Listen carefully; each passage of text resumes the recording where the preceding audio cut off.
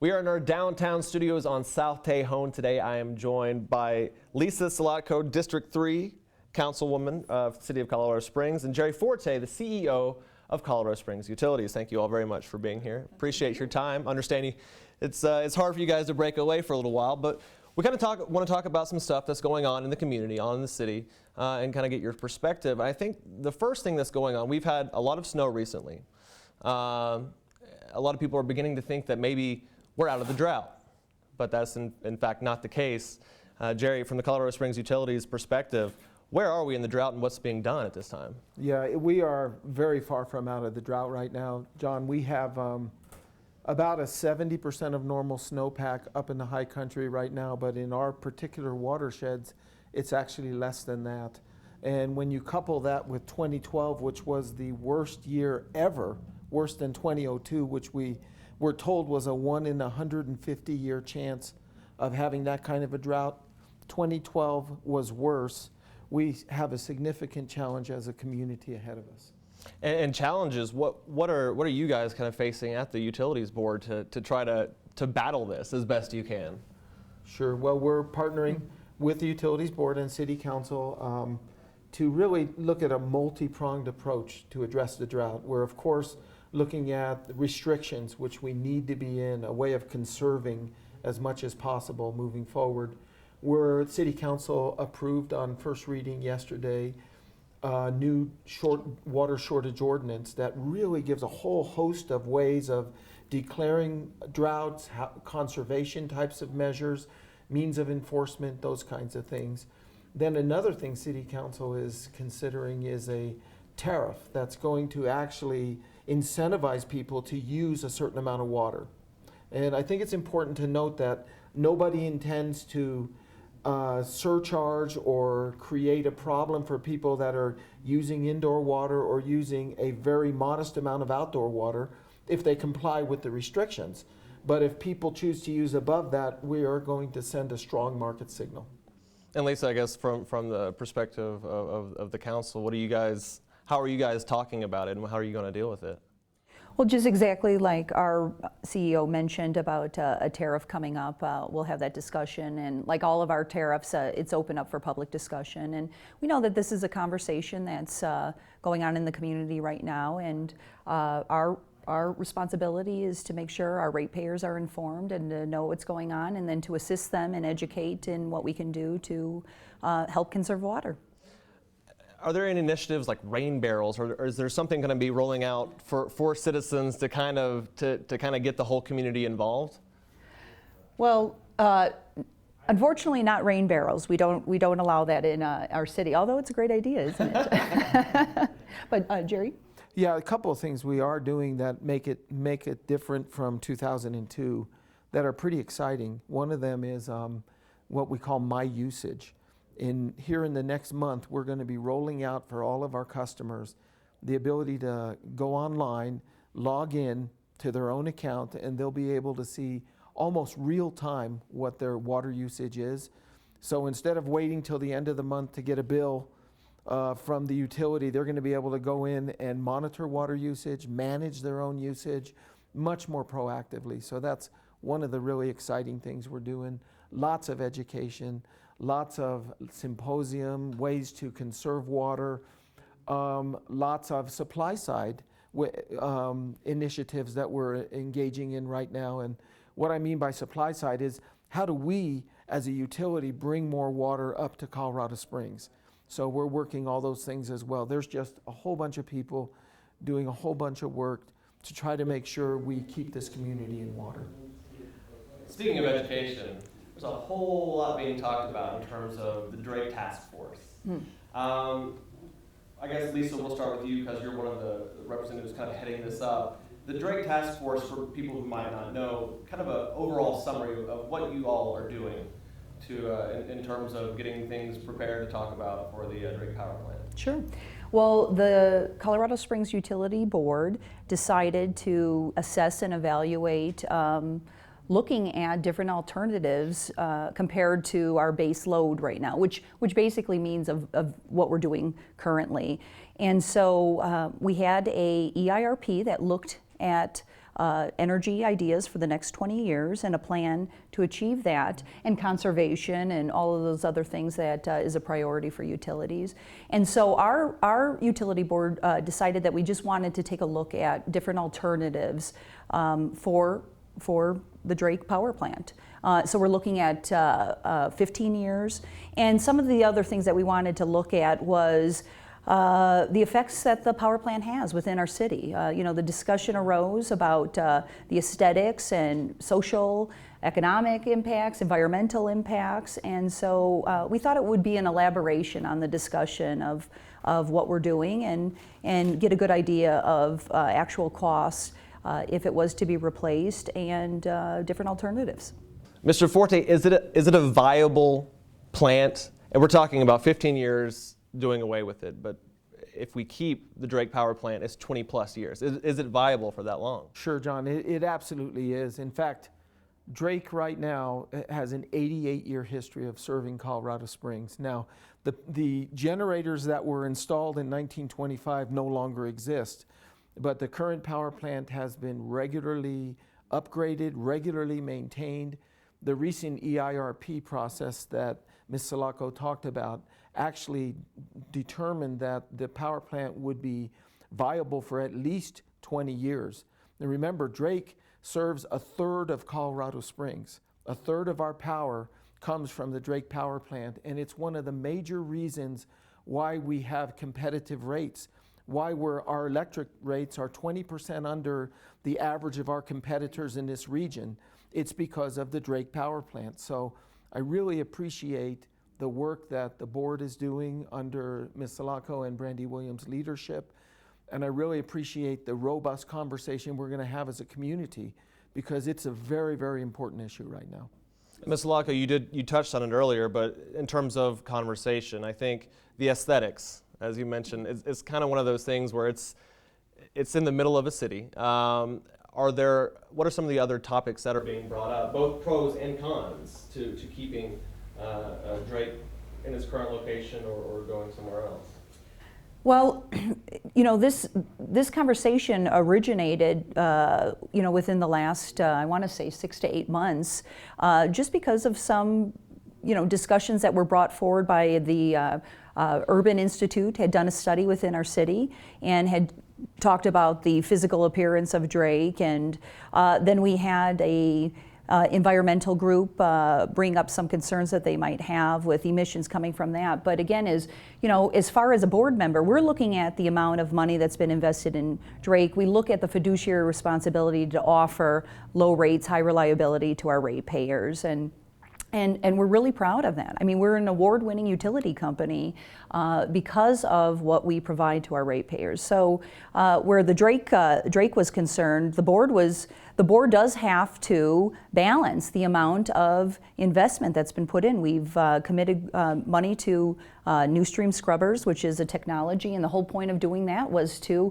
offer high performance, to get the best performance possible at the least cost, and there's been a significant amount of savings offered through this very innovative technology. So we're really proud of that. We actually, I'm as a board member really proud. We've had quite a bit of successes over the last couple of years with this current board. And looking at, we mentioned conservation earlier about water, but it's also looking at our 20-20-20 plan of using renewable energies and getting people to look into how much energy that they're using.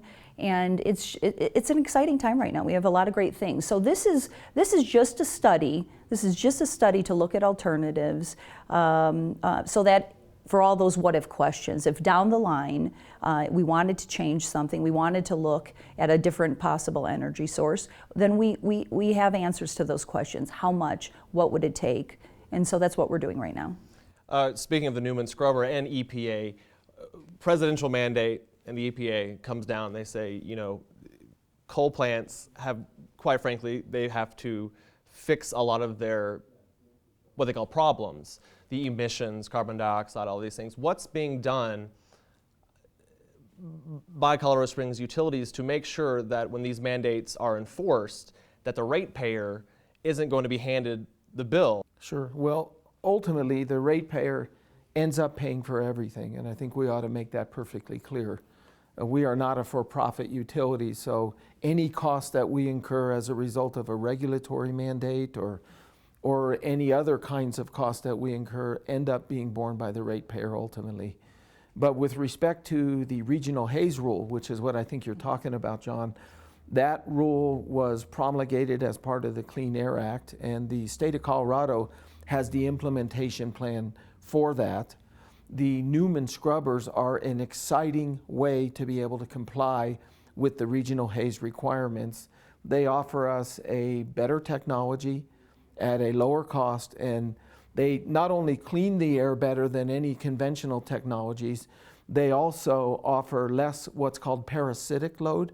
And I don't know how to describe that except if you put a device on a generating source. Well, make it more simple. If you put a air conditioner on your car, well, that typically causes you to lose a little mileage because some of the energy needs to be used to run the air conditioner. The same thing is true if you put a scrubber on a power plant. It loses some of the rating of the power plant. And what the Newman Scrubbers allow us to do is use a whole bunch less of what's called parasitic load. We use a lot less water in the process, and it represents a smaller footprint, lower O&M costs in the long run. So it's a win-win-win-win. Plus, it's a local developer that's actually pioneering this technology that could have global impacts. So we're really excited about that. So Colorado Springs is kind of the almost, I don't want to say guinea pig, but it's being tried out here for the first time. Has it been implemented anywhere else? It hasn't, but you know, it just shows another example of when we talk about innovative thinking, of showing how Colorado Springs is a leader in this, a leader in this type of technology, a leader in solar gardens, which I'm hoping we'll get a chance to talk about. But I think it's also important to mention that this began in 2007, this conversation. So my predecessors, you know, on a earlier board, you know, set this in motion. This has been a years of studying. We've had outside evaluations done, and we're really excited about the high success rate. Again, too, with the whole purpose of saving money for our ratepayers.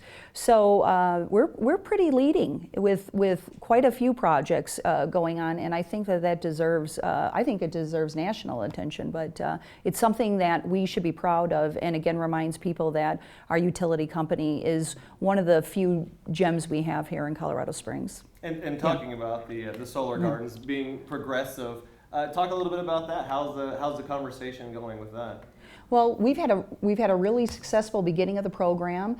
You know, we're committed. One of the things that I look at, especially since I represent such a large, diverse constituency, is being able to offer all of my ratepayers different alternatives. So I have ratepayers that are very happy with the amount of renewable energies that we're offering, and they're able to do that with the first step of the solar garden. They're, you know, extremely happy with the technology with the emission scrubbers that we're able to offer, again, the low rates, 20% lower. And so we're just, we assisted the Air Force Academy with their solar project. It's just really a wonderful opportunity for people to embrace different types of renewable energies right now. And how important is that? I mean, this is kind of stating the obvious, but other sources of energy, people kind of providing themselves, and that helps everyone, right? Yeah, it does. And what's really important is to have a overall portfolio that is diverse.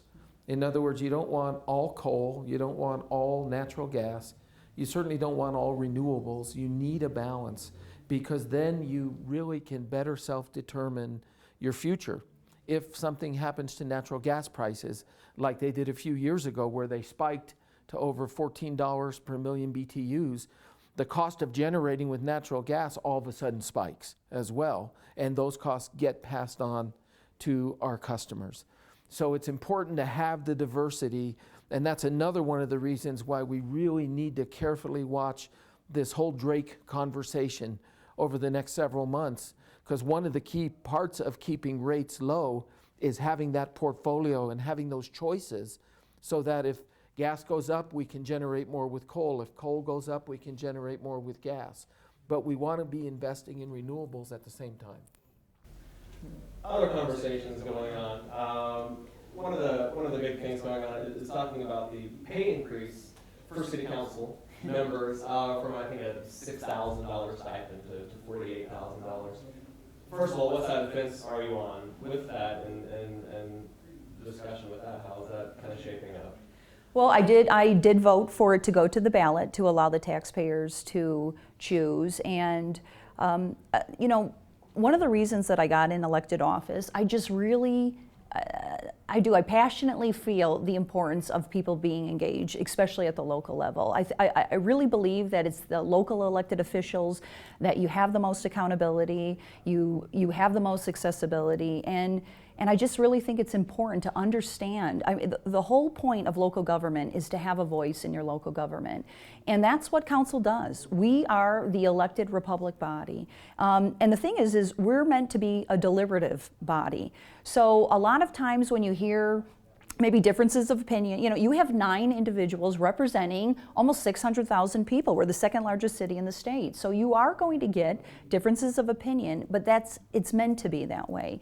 And so when the discussion of compensation came up, you know, 2 years ago, we went from a manager council form of government to a mayor council form of government. And with that, we saw the mayor's annual pay increase from $62.50 per year to almost $100,000 per year. And the legislative body is still left at $62.50. So there really is a large inequity of pay between the two bodies. And I think, you know, obviously being part of the legislative body, you know, I look at the responsibilities that we have. We are the governing body for the municipally owned utility company. We oversee almost a $2 billion budget. We approve and appropriate funds for $250,000 city budget, in addition to being advocates for the citizens. So, you know, it's the city council that every 2 weeks the public has the opportunity to come up and address their concerns.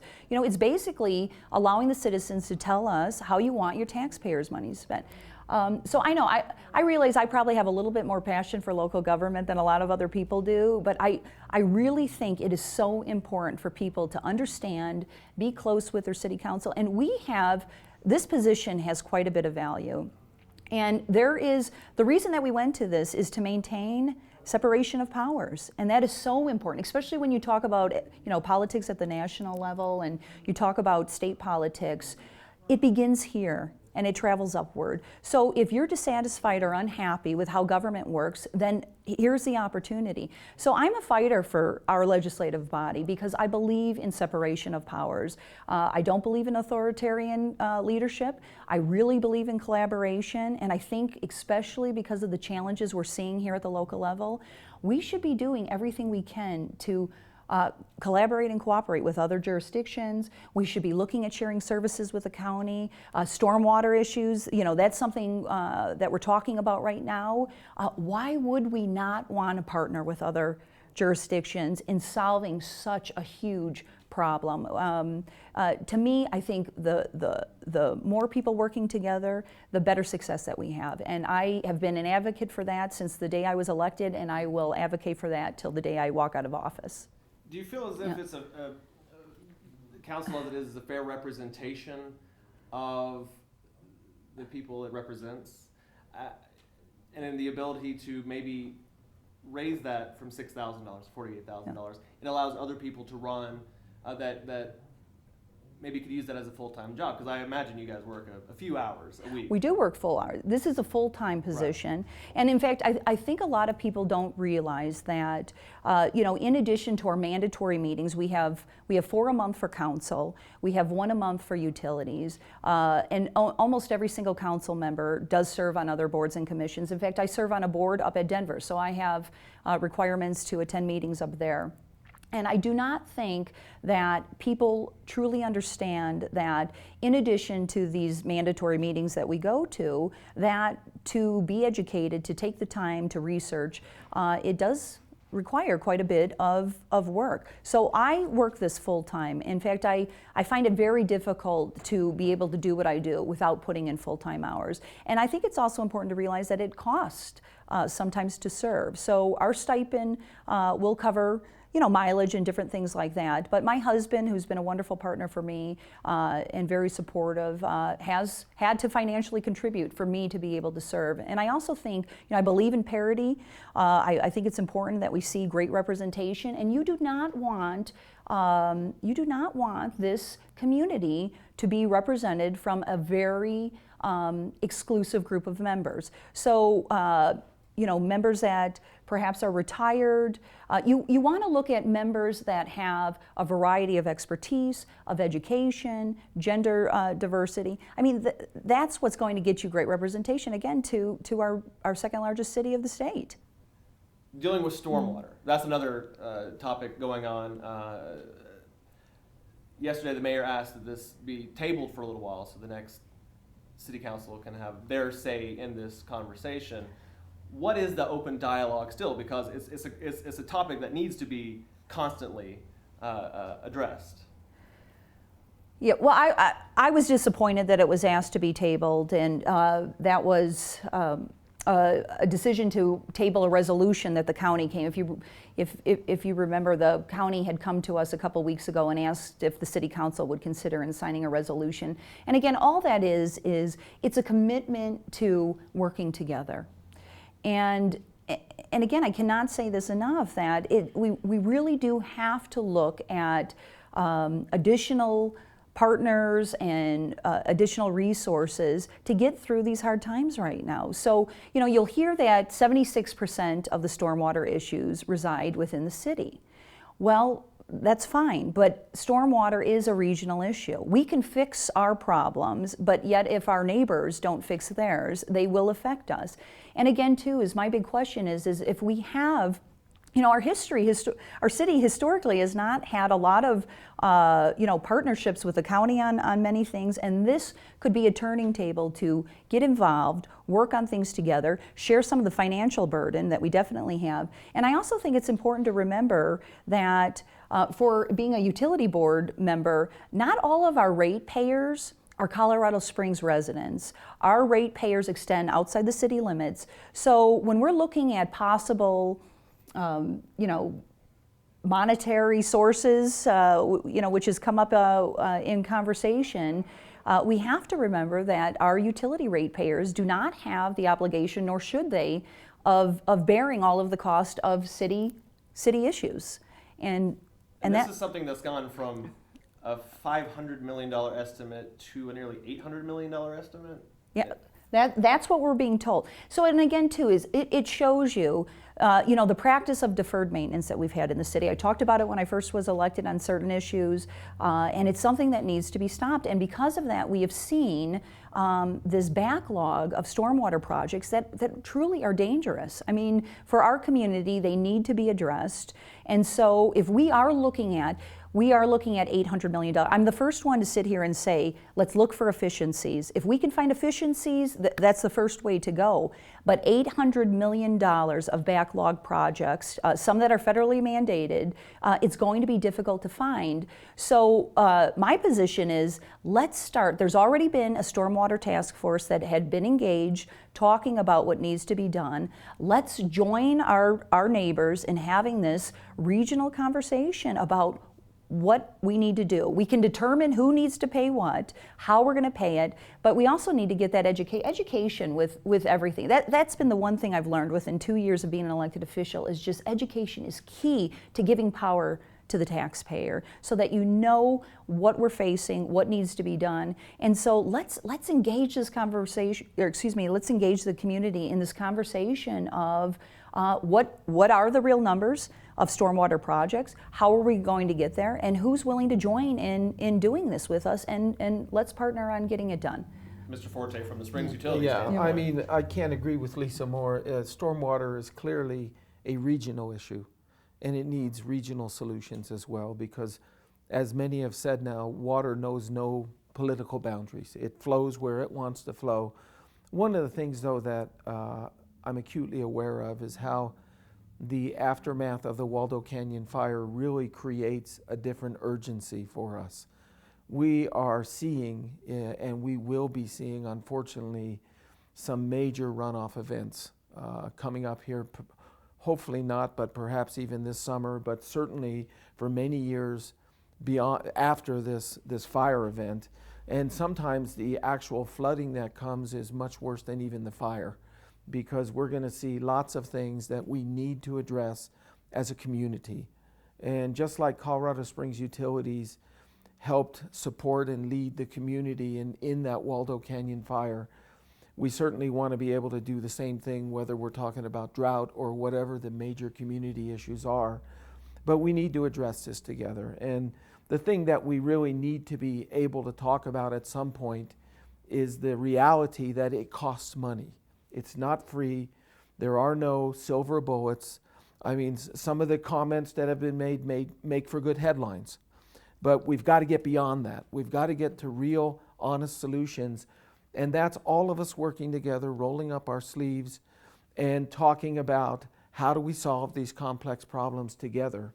Utilities as a organization is impacted lots by stormwater. What happened on July 30th of last year after the Waldo Canyon fire, we had about a 2-year rain event that came through Upper West Monument Creek just above the Air Force Academy that caused millions and millions of dollars of damage, ripped out pipelines, ripped out a caretaker facility, and now we're up there trying to do as much remediation as we can in advance of what we know is going to come, even with snowmelt this spring, as well as the normal storm events of the summer.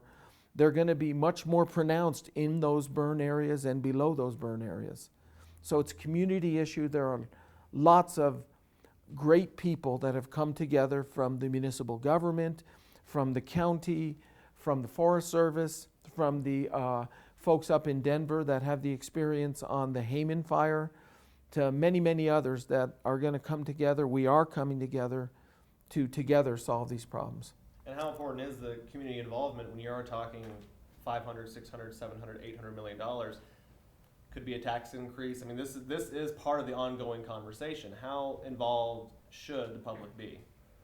Well, it's very important for them to be involved, and involved from the very beginning, so that we can look at different alternatives. Again, we go back to efficiencies, and that would be the first priority, into making sure that we are finding efficiencies in all areas of the city, so that more funding could be put towards stormwater. But where utilities is concerned, you know, we not only the millions that you mentioned, Jerry, but millions of dollars of loss from the Waldo Canyon fire that we weren't able to recoup back. Ratepayers need to be aware of that.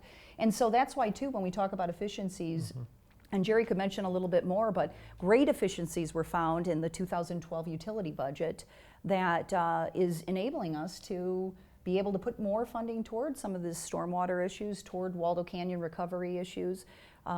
Jerry, do you want to mention a little bit about the utility efficiencies? Sure, and I think efficiencies is an interesting word because it's used in different ways, and there really are no silver bullets. Most of what we see in terms of what I'll say are efficiencies are really reprioritization. So projects that need to be done that we're going to have to postpone or put off to do other more highly urgent projects. True efficiencies are something that you do incrementally over a long period of time. Utilities has been doing that for the last many, many years, finding ways to automate, finding ways to eliminate redundancies, finding ways, for example, we've reduced headcount by 200 positions over the last 6 years. That's about a 12% reduction in workforce, while we now have 13% more customers. So that's almost a 25% swing in the period of the last 6 or 7 years. That's efficiencies. Those are automations and things like that.